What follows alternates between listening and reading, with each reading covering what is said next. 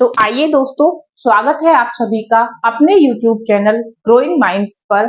आशा करते हैं आप सभी अच्छे होंगे। तो आज इस वीडियो में हम बात करेंगे कारक की। इससे पहले हम वर्ण विचार, शब्द विचार, संज्ञा, लिंग, वचन, तत्सम, तद्भव शब्द, देशज और विदेशज शब्द के बारे में बात कर चुके हैं। तो आज का हमारा जो विषय रहने वाला है वो है कारक। तो देखिए कारक क्या होता है, सबसे पहले जान लेते हैं इसकी परिभाषा। वैसे ये सारे टॉपिक्स आपने क्या हुए होते हैं, स्कूल में अपने पढ़े हुए होते हैं, लेकिन अब हमें इन टॉपिक्स को एग्जाम पॉइंट ऑफ व्यू से पढ़ना है। जो कॉम्पिटिटिव एग्जाम्स हमारे होते हैं, हम उस तरीके से इनको पढ़ेंगे कि हम वहां जो क्वेश्चन हमसे इन टॉपिक से पूछे जाते हैं या हिंदी व्याकरण से पूछे जाते हैं, हम उन्हें टैकल कर पाए। तो देखिए कारक क्या होते हैं। कारक शब्द संज्ञा या सर्वनामों को किसी न किसी भूमिका में क्या करते हैं, क्रिया से जोड़ते हैं। क्या करते हैं, क्रिया से जोड़ते हैं। जब कोई क्रिया होती है तो उस क्रिया के साथ में संज्ञा या सर्वनाम का क्या संबंध रहा, ये हमें क्या बताता है, कारक शब्द बताते हैं। क्या बताते हैं, कारक शब्द बताते हैं। उदाहरण देखिए, राम ने सत्य को पाने के लिए रावण से युद्ध किया। अगर आप इस वाक्य में क्रिया ढूंढेंगे तो आपको क्या मिलेगी, युद्ध। क्या मिलेगी, युद्ध। इस वाक्य में युद्ध हमारी क्रिया है। अब ये युद्ध क्यों हुआ, किसका क्या रिलेशन इस युद्ध के साथ रहा, वो हम देखते हैं। देखिए किसके बीच युद्ध हुआ, राम और रावण के। युद्ध किया किसने, राम ने। किसने किया, राम ने। युद्ध को करने वाला कौन था, राम। ठीक है, हुआ रावण के साथ में, लेकिन शुरुआत कहां से हुई, राम ने युद्ध किया किसके साथ, रावण के साथ। अब वो युद्ध क्यों किया गया, वो युद्ध जो क्रिया है वो क्रिया क्यों की गई, सत्य को पाने के लिए। तो अब युद्ध के साथ में जो शब्द हैं, जैसे कि ने, के लिए, को और से, ये क्या कर रहे हैं, क्रिया का जो हमारा संज्ञा या सर्वनाम है राम, क्या बता रहे हैं, उसका संबंध बता रहे हैं, जोड़ रहे हैं क्रिया के साथ इन शब्दों को। किसको, राम को, सत्य को, पाने को और रावण को। सॉरी। तो यही हमारे क्या होते हैं, कारक होते हैं। आइए अब देखते हैं कि ये कितने प्रकार के होते हैं और इनमें से क्या कौन सा कारक है। तो देखिए कारक टोटल 8 प्रकार के होते हैं। कितने प्रकार के होते हैं, 8। देखिए जो पहले 6 कारक हैं, कुछ विद्वान सिर्फ यहीं तक मानते हैं कारकों को। उसके पीछे की वजह, क्योंकि जो पहले 6 कारक हैं वो ये संज्ञा या सर्वनाम को किसके साथ जोड़ने का काम करते हैं, क्रिया के साथ। लेकिन जो बाद वाले 2 कारक हैं, उन वो जो डिनोट करते हैं, वो जो बताते हैं, वो क्रिया के साथ हमें संज्ञा या सर्वनाम का कोई संबंध या भूमिका नहीं बताते हैं। जो संबंध कारक है वो क्रिया की अपेक्षा जो पद में और कोई चीज यूज हुई होती है, प्रयोग की गई होती है, उनके साथ में संबंध बताता है संज्ञा या सर्वनाम का। और संबोधन सिर्फ संबोधन के लिए या किसी को पुकारने के लिए हम क्या करते हैं, प्रयोग करते हैं। क्रिया के साथ इसका कोई लेना देना नहीं है। इसलिए कुछ विद्वान सिर्फ 6 तक मानते हैं, लेकिन हमको पूरे 8 को पढ़ना है। और हमने जितनी भी आज तक व्याकरण की बुक पढ़ी है, उन सभी में हमें ये 8 ही दिए होते हैं। लेकिन ये मेंशन होता है कि कुछ विद्वान सिर्फ 6 तक कारक मानते हैं। उसका रीजन मैंने आपको बता दिया। तो चलिए अब देखते हैं पहला कारक। पहला जो कारक है वो क्या है, कर्ता है। कौन है, कर्ता है। आपको इन कारकों को और इनके लिए जो विभक्तियां यूज होती हैं, उन्हें क्या करना पड़ेगा, याद करना पड़ेगा।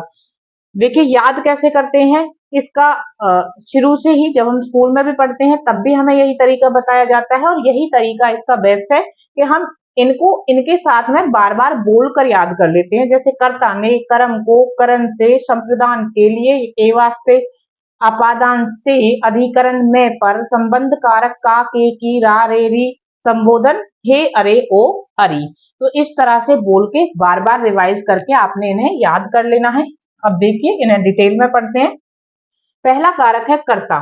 कर्ता जो होता है, नाम से भी स्पष्ट होता है, जो काम को या क्रिया को, जो काम को या क्रिया को करने वाला होता है, वो क्या होता है, कर्ता कारक होता है। अब कर्ता कारक के लिए जो विभक्ति यूज होती है वो ने होती है या फिर बिना चिन्ह के होता है, कि कोई भी विभक्ति यूज नहीं होती है, हमें ऐसे ही पहचानना होता है, वो विलुप्त होती है उसके अंदर विभक्ति। देखिए किस प्रकार, कर्ता काम को करने वाला, मोहन ने खाना पकाया। खाना पकाना क्या हुई, एक पकाना क्या हुई, एक क्रिया हुई। अब किसने पकाया, वो क्रिया किसने की, कौन था उसे करने वाला, मोहन। तो मोहन क्या होगा, कर्ता। तो आप यहाँ देख सकते हैं कि मोहन ने यहाँ पर लगा हुआ है, तो मोहन ने खाना पकाया। ये मोहन ने जो ने यहाँ पे लगा है, ये किसका चिन्ह है, हमारा कर्ता कारक का। नेक्स्ट एग्जाम्पल अगर आप देखेंगे, राधा खेल रही है। अब देखिए यहाँ ने नहीं लगा है, लेकिन देखिए क्रिया हो रही है, क्या, खेलना। खेलना एक क्रिया हो रही है, उसे कौन कर रहा है, राधा। तो कर्ता कौन हुआ, राधा। लेकिन यहाँ पे क्या है, चिन्ह या विभक्ति नहीं है, कोई भी विभक्ति या चिन्ह का प्रयोग नहीं किया गया है, लेकिन हम वाक्य से ये पता लगा सकते हैं, ये बता सकते हैं कि कौन खेल रहा है, राधा खेल रही है, कर्ता कौन है, राधा है। उसी तरह से नेक्स्ट देखेंगे, अगला जो हमारा कारक है वो कर्म कारक है। जब आप इन्हें याद करेंगे, मैं फिर एक बार कहती हूँ, आपको इन्हें सीक्वेंस में ही याद करना है और इनकी विभक्तियों के साथ याद करना है। जैसे कर्ता ने कर्म को करण से, संप्रदान के लिए अपादान से, अधिकरण में पर संबोधन काके की रारेरी और संबंध काके की रारेरी और संबोधन हे अरे ओ अरि। तो आप इस तरह से इन्हें याद करेंगे। अब देखिए कर्म कारक क्रिया के ऊपर सॉरी जब कर्ता कोई काम करता है तो उस क्रिया का जिस वस्तु पर, व्यक्ति पर या जिस भी चीज पर प्रभाव पड़ता है वो क्या होता है, हमारा कर्म होता है। किस तरह से, देखिए एग्जाम्पल से आपको ये क्लियर होगा। रंजन पुस्तक पढ़ रहा है। अब देखिए पढ़ रहा है, ये पढ़ना क्या है, क्रिया है। इस क्रिया को कौन कर रहा है, कौन पढ़ रहा है, रंजन। तो रंजन हमारा क्या है, रंजन हमारा कर्ता है, ठीक है, रंजन हमारा क्या है, करता है। लेकिन जो पढ़ना क्रिया है वो किस पर हो रही है, पुस्तक पर। पढ़ने का प्रभाव कहाँ पड़ रहा है, पुस्तक पर। तो पुस्तक जो है वो हमारा क्या है, कर्म है। हम जिस चीज को करते हैं वो हमारा कर्म है। उसी तरह अगर आप नेक्स्ट एग्जांपल देखेंगे, रिया सितार बजा रही है। अब बजाना क्या हुआ, क्रिया हुई, बजाना क्या हुआ, क्रिया हुई। अब उस क्रिया को कौन कर रहा है, वो कर्ता हुआ। तो कौन सितार बजा रहा है, रिया। रिया क्या हो गई हमारी, कर्ता। वो बजा क्या रही है, वो सितार बजा रही है। तो ये जो सितार है ये हमारा क्या हुआ, कर्म। आशा करती हूँ आपको समझ आया होगा। नहीं आया है तो एक बार फिर से आप रिपीट पर देखिएगा, आपको समझ आ जाएगा। जब कोई काम किसी के द्वारा किया जाता है तो जिसके द्वारा काम किया जाता है वो कर्ता होता है, और उस काम का, उस क्रिया का जिस पर प्रभाव पड़ रहा होता है वो हमारा कर्म होता है। अब देखिए ये यहाँ पे दोनों ही मैंने यहाँ लिखा है, को भी हो सकता है चिन्ह, जैसे यहाँ ने था, और बिना चिन्ह के भी हो सकते हैं, जैसे ये एग्जाम्पल थे। तो ये कौन से हैं, बिना चिन्ह वाले हैं। अब बनाकर देखिए, रंजन एक्चुअली में किस प्रकार से बनता, देखिए रंजन पुस्तक को पढ़ रहा है, यही हो रहा है ना, क्या कर रहा है वो, किसको पढ़ रहा है, पुस्तक को। अब रिया किसको बजा रही है, सितार को बजा रही है। तो जो ये को है ये विलुप्त है, लेकिन है, हम वाक्य से पता लगा सकते हैं कि ये कौन सा वह कर्म है। पुस्तक और सितार क्या है, हमारे कर्म है। अगर इनके साथ सीधा को लगा होता तो फिर ज्यादा सोचने की ही जरूरत नहीं होती, बिल्कुल हमारे सामने डायरेक्टली ही दिया होता। नेक्स्ट देखिए, करण से। देखिए कोई भी क्रिया हुई, अब उस क्रिया को किसी चीज के द्वारा किया जाएगा, कोई ऐसा साधन होगा जिससे कि हम उस क्रिया को करेंगे, तो वो जो साधन होगा वही हमारा करण कारक होता है, वही हमारा क्या होता है, करण कारक होता है। एग्जाम्पल से कुछ पहले इसकी विभक्तियां देखिए, से, के द्वारा और के कारण। से, के द्वारा और के कारण, जिससे कि काम किया जा रहा है, जिससे कि क्रिया की जा रही है। रवि पेन से पत्र लिख रहा है।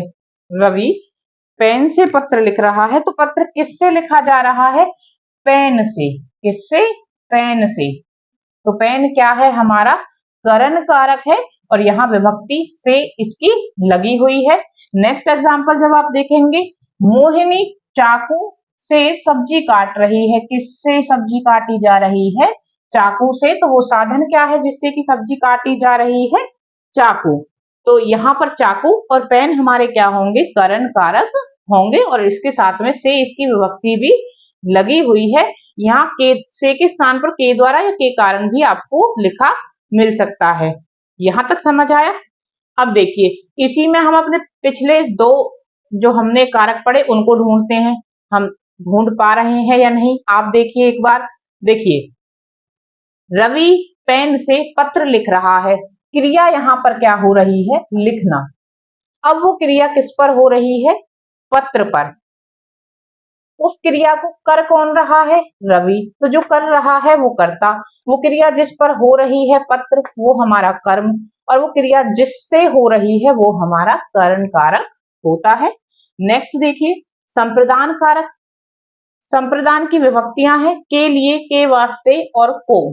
अब देखो, वो जो क्रिया की जा रही थी, अब तक हमने उसके बारे में तीन चीजें जानी कि उसे कोई कर रहा होगा, उसका प्रभाव किसी पर पड़ रहा होगा और वो किसी साधन के द्वारा की जा रही होगी। ये हमारे पहले तीन कारक थे। अब चौथा कारक क्या कहता है कि वो क्रिया किसके लिए की जा रही है। अगर कोई क्रिया की जा रही है तो वो किसके लिए की जा रही है? जिसके वीडियो को लिए की यही जा एंड रही है करते वही हैं और हमारा मिलते क्या हैं होगा? नेक्स्ट संप्रदान वीडियो में कारक नेक्स्ट टॉपिक होगा। कारक तो के देखिए, साथ। गुरुजी थैंक यू छात्रों के लिए एंड पुस्तक कीप लाए। वॉचिंग। लाना अगर क्या आपको है? क्रिया कंटेंट क्या पसंद आए लेकर तो आए? प्लीज पुस्तक वीडियो को हमारा लाइक कर्म कर हो देना गया। और चैनल को गुरुजी सब्सक्राइब कर कौन है? देना। करता थैंक है यू। इस लाने वाली क्रिया के। और छात्रों के लिए, वो पुस्तक किसके लिए लाई गई है? छात्रों के लिए। तो ये हमारा कौन सा कारक हो गया? संप्रदान कारक हो गया। कौन सा कारक हो गया? संप्रदान कारक हो गया। एक और एग्जाम्पल जैसे देखिए कि पेट के वास्ते मनुष्य क्या नहीं करता। ये कहावत आपने शायद सुनी भी होगी कि पेट के लिए या पेट के वास्ते मनुष्य क्या नहीं करता। तो ये जो यहाँ जो क्रिया होगी, मनुष्य यहाँ क्या नहीं करता का मतलब है कि उसे बहुत कुछ करना पड़ता है। अब वो जो क्रियाएं करता है वो किसके लिए करता है?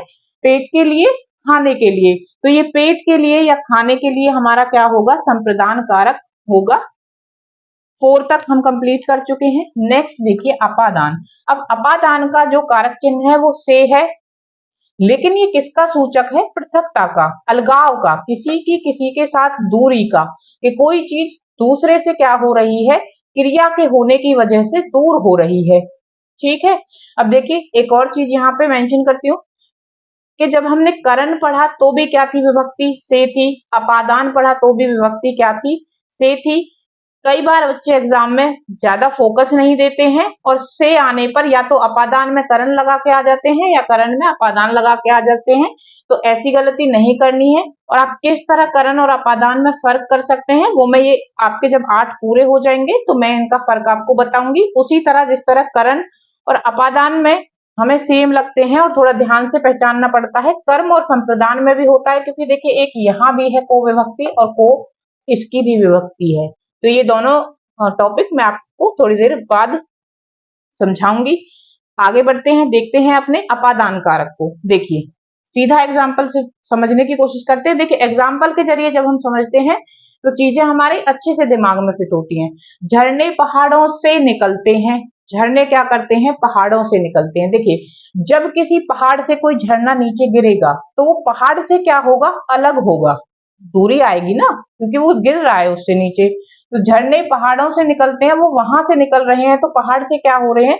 दूर हो रहे हैं, पृथक हो रहे हैं, इसीलिए से लगा है। तो ये जो पहाड़ों से निकलते हैं ये कौन सा कारक हुआ? हमारा अपादान कारक हुआ। नेक्स्ट एग्जांपल देखिए, वह साइकिल से गिर गया। अब जब वो गिरना एक क्रिया हुई, उसकी वजह से जो ये वह करता था, ये वह कोई भी हो सकता है, वो किससे अलग हो गया? साइकिल से। वो साइकिल से क्या हो गया? दूर हो गया, अलग हो गया। क्योंकि वो गिरेगा तो वो क्या हो जाएंगे? दोनों, साइकिल और वो जो वह करता है उसे चला रहा है, वो अलग हो जाएंगे। तो ये पृथकता का सूचक होता है और ये कौन सा कारक होता है इसमें? अपादान। नेक्स्ट देखिए, अधिकरण में पर। जो क्रिया है वो किस पर की गई, उसका आधार क्या था, ये हमें बताता है अधिकरण कारक।